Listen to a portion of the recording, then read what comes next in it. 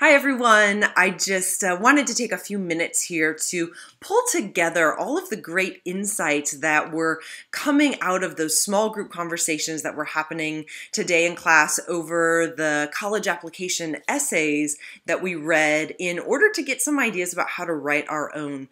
So here are some of those insights that I heard from this morning. First of all, one of the things that is so important when we take on one of these types of essays is to think about using anecdote to really build your insights around.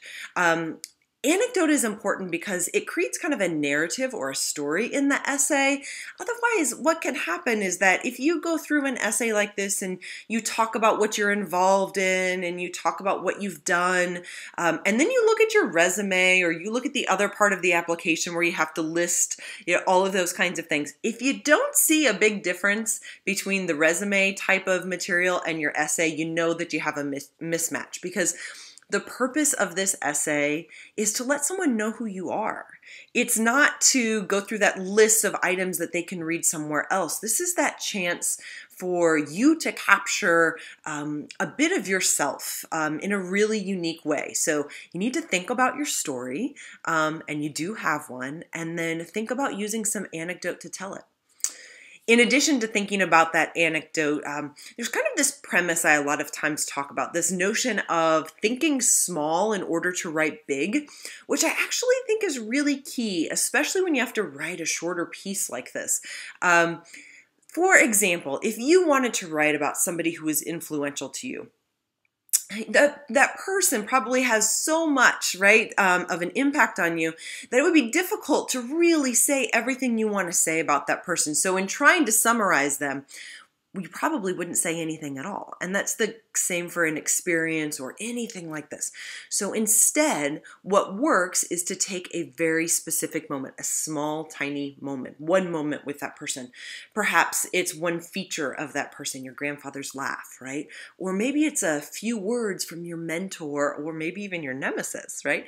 That you can't forget, but those few words had some huge impact on you. So if you can think about the center or the core of your writing, then you can watch your essay kind of grow and ripple from that. So think small to write big.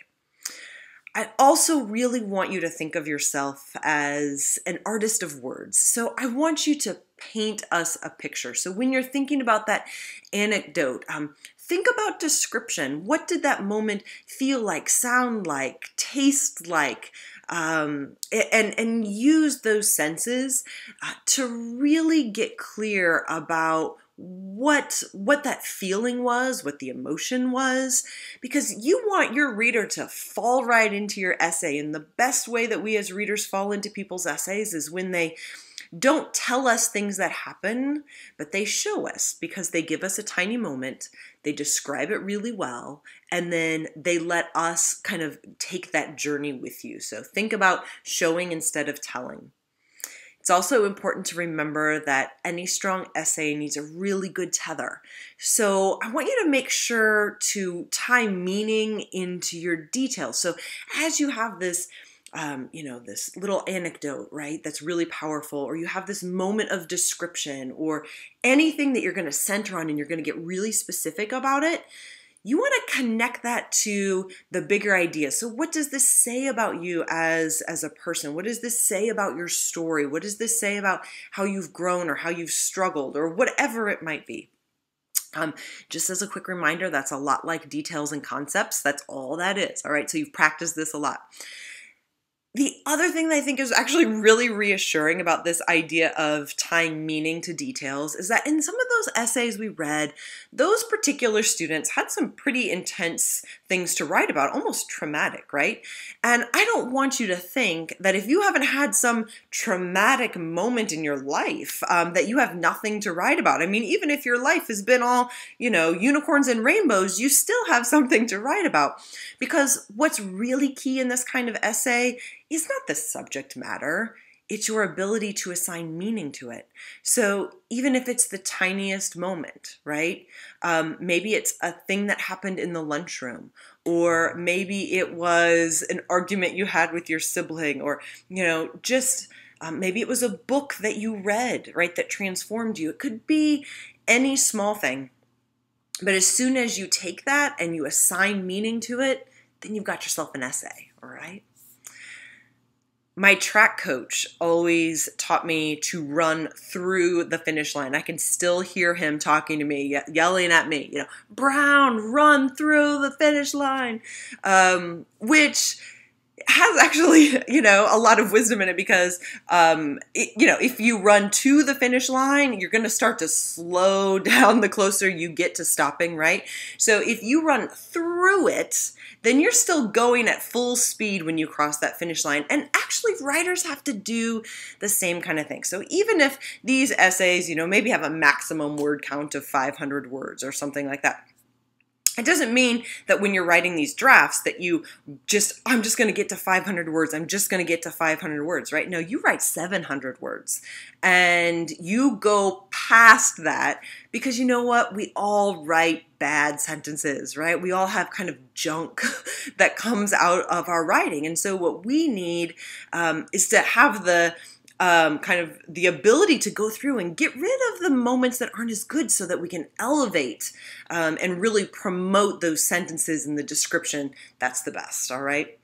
Finally, I'm going to ask you to think about audience, and I will just say this about audience. Your audience cannot be me, because if your audience is me, then you're going to write the kind of paper we write for school, and I don't want you to write a school paper. I want you to write the way writers write, which is to think about crafting an essay. And so in order to do that, I want you to think of somebody, imagine somebody that you are writing to. Maybe it really is a college admissions officer, or maybe it's the subject of your essay, or maybe it's a person that you think would really want to read this essay, and keep that person in mind. And as you're doing that, I want you to think about creating a context, which means that there has to be a bigger reason for this work than the college admission. Right? So it means that you're creating a reason for people to read. So maybe it's because this is an apology. Maybe it's because this is an epiphany. Maybe it's because this is an insight into a specific moment. Maybe it's because this is how you're going to show that you're vulnerable. Whatever it is, all right? I need you to think about what the real purpose is. So if it helps, I a lot of times like to think about these portions of my writing process as though they are doorways. Doorways can look vastly different, but I want you to think about creating a doorway for your reader to walk through, because when you do that, they're going to see the purpose. They're going to have a greater chance of falling in and really having an experience, which is what you want to give us. You want to give us an experience. So good luck on the draft. You're going to be great. And get something down, right? Don't freak yourselves out. Just get something down, and we will take whatever you have and we will work on it from there. All right?